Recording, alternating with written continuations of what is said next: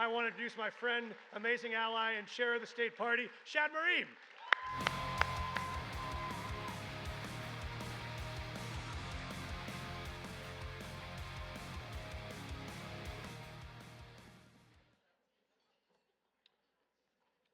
All right, Democrats, good evening. How you doing tonight? Thank you so much for being here. Thank you, Mayor Johnston. My name is Shad Murib. I'm the chair of the Colorado Democratic Party. Thank you again for being here tonight. And thank you for helping me welcome a true force in American politics, someone who I deeply admire and I know many of you consider a hero, Senator Elizabeth Warren. I'm also delighted that we have national party leadership here in the presence of Artie Blanco, our DNC vice chair. Thank you for being here, Artie. Before we begin, I want to recognize the team that turned strategy into action and vision into victory.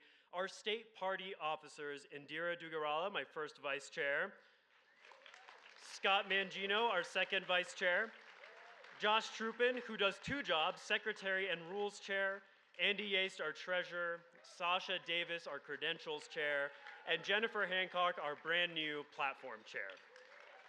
Thank you for your commitment to the people of this party, to the state, and to each other. You are setting a strong example for how we're going to lead in the years to come. And our unbeatable staff, Karen Asensio, Porter Bennett, Haley Hobbs, Will Quinn, Andrew Nikla, Josh Jackson, Chris Rourke, and Joe Zemek. This is the best damn team in the country. Thank you for everything you do. Additionally, I just want to thank the servers and the folks who are making tonight's dinner possible. Thank you to the folks who are going to be bringing us our meals and helping us out. Additionally, many of you are here because of the hard work and unshakable commitment of R.D. Sewell, who helps lead our Finance Committee alongside Council Member Darrell Watson, Jordan Letcher, and someone who volunteers hundreds of hours to make this party successful, my wonderful wife, the Honorable Senator Carrie Donovan. Carrie really contributes a lot to this event. You've all seen her running around. She's been putting in long days while also pregnant with our little girl due in October. And this Finance Committee's steadfast support makes our party what it is, the envy of the nation, and one day, the best state to raise our daughter. And to our veterans, our law enforcement or active duty members, I thank you for your service to the United States of America and Colorado on behalf of our party. Please stand if you're a veteran, if you're able, so that we can appreciate your service. Thank you.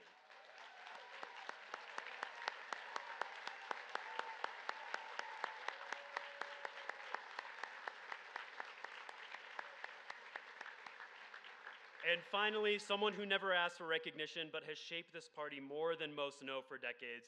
They do not know they're being recognized. And so I want to give a special Chair's Award for Distinguished Service to our parliamentarian, Gail Drexler from Arapahoe County.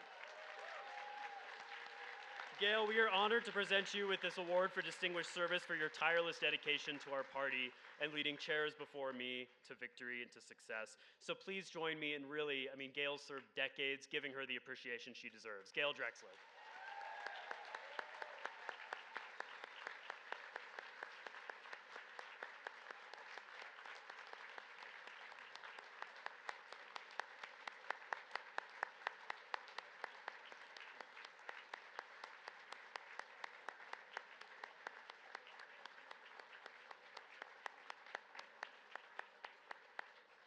Thank you for that. That is very special to me to give her that ovation.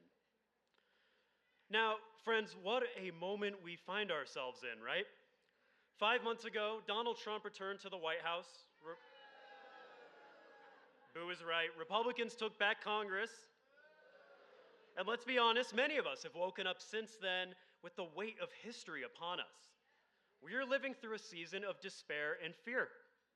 A season where the party in power guts Medicaid to fund Elon Musk government handouts. They defund our public schools and then blame teachers when kids can't keep up. They step on working families while pretending to stand up for them. And the Democratic Party, some might say we're in crisis. I choose to believe that we are at a crossroads. One path leads to fear, retreat, managed decline. The other to grit, to courage, national renewal, and relevance only if we choose it. And so there are those, you see them on MSNBC, you might hear them on podcasts, who say, just wait. Let Trump implode, let the chaos speak for itself, let America suffer until it stumbles back into our arms. But if you are in this room, you are here because you know that is not who we are, that is not how we win, and we do not wait for collapse, we build. We sure as hell do not retreat while Americans are begging for us to fight for our country. And so let me tell you a little bit about what Colorado has done the past couple of years. In 2024, Colorado was called a blue island in a red wave by pundits. We increased turnout in key districts by 15% by innovating and organizing year-round, which is unheard of across the country. 30 counties, including Republican strongholds, moved our way. The results accounted for 10% of the entire country's shift left. And it happened because we showed up for and invested in rural communities and fought in red areas. We held the state legislature, we kept the CU Board of Regents, the State Board of Education, and we delivered our electoral votes by double digits. Wasn't that long ago that we were a red state, and we did not do it with wishful thinking, but with work. By evolving our organizing, we led with an understanding that every voter counts and every county is winnable. But we have to be clear that we saw the cracks as well. Narrow wins, a few close losses that hurt real bad, and a congressional seat that you can be damn sure we're gonna win back in 2026.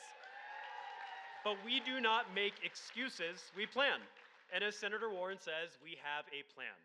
So first, we are clarifying what we stand for at the Colorado Democratic Party, not just what we're against. We are overhauling our state's party platform and trimming it down to what matters to real people. Fewer bullet points, more punch. Something we can say to our neighbors, not just in party meetings. Something that elected officials can proudly stand for and that inspires that Coloradan who's curious to not just think about, but actually run for office.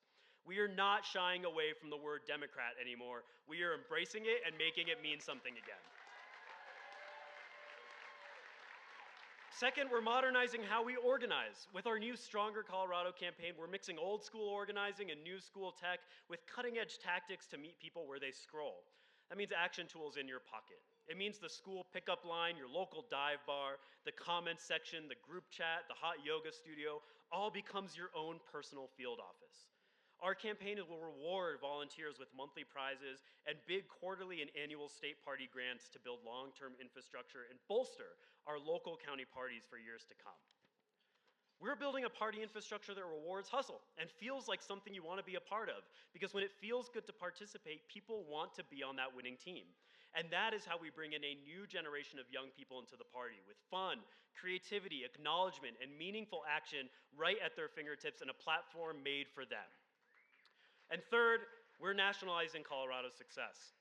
I was privileged to be the representative for Colorado in negotiating the most significant restructuring of the Democratic National Committee in a generation. Starting this year, the Democratic National Committee will be sending $1 million a month to state parties, 21% of the entire DNC's budget. Staff are getting decentralized out of Washington, D.C. and deployed where they're needed most, in the states. Training is becoming universal year-round and hands-on in each region for every single registered Democrat. We are turning this party from a once every 2 years project into a permanent presence in people's lives. This is the kind of work that requires vision. It requires courage, and it requires damn hard work. And so one thing that many of you have heard me lean on is that this is the Pat Schroeder theory of politics. Speak the truth with a spine, not a filter. We are acknowledging the incredible life of Governor Roy Romer, and this is his vision to build an economy and a society where everyone has a place and no one gets left behind. And it is the new theory of the Colorado Democratic Party that luck is the last dying breath of those who think that winning happens by accident. Sweat, on the other hand, is for those who know it's a choice. And so yes, your support tonight matters. We had over 1,200 people attend today's Colorado DemFest, our second annual event with our partners in labor, ASME, who are so grateful to be with you tonight. This is a free convention-style event to organize, network, and plan, tripling last year's event, and Artie, to our knowledge, the only thing that's happening like this anywhere else in the country. And so tonight's event alone, to support things like that, will raise over $225,000 for the Colorado Democratic Party. Thank you. You are shattering records and proving that our momentum isn't just worth investing in this year, it's worth investing in for the long haul. So this moment will be judged, not just by what we stop, but by we dared to build. And we are lucky tonight to be joined by a builder, right? Senator Elizabeth Warren stood with us in November to protect democracy right here in Colorado because she understands what's at stake.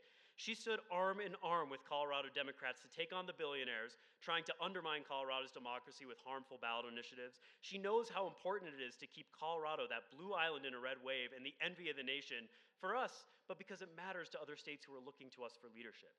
She's the rare kind of leader who knows how to fight power without cynicism, but with persistence and optimism. She understands the power of a labor union in an age when the rich get richer and the poor get poorer, and we are damn well going to be standing up for our workers in the years to come. She is here tonight to remind us that when we fight not just against something, but for something, we win. And that's what we're here to do tonight. And so I'm excited for our award winners. I'm excited to welcome Senator Warren. Thank you so much for being a Democrat. Thank you for your support here this evening. We could not do this without you.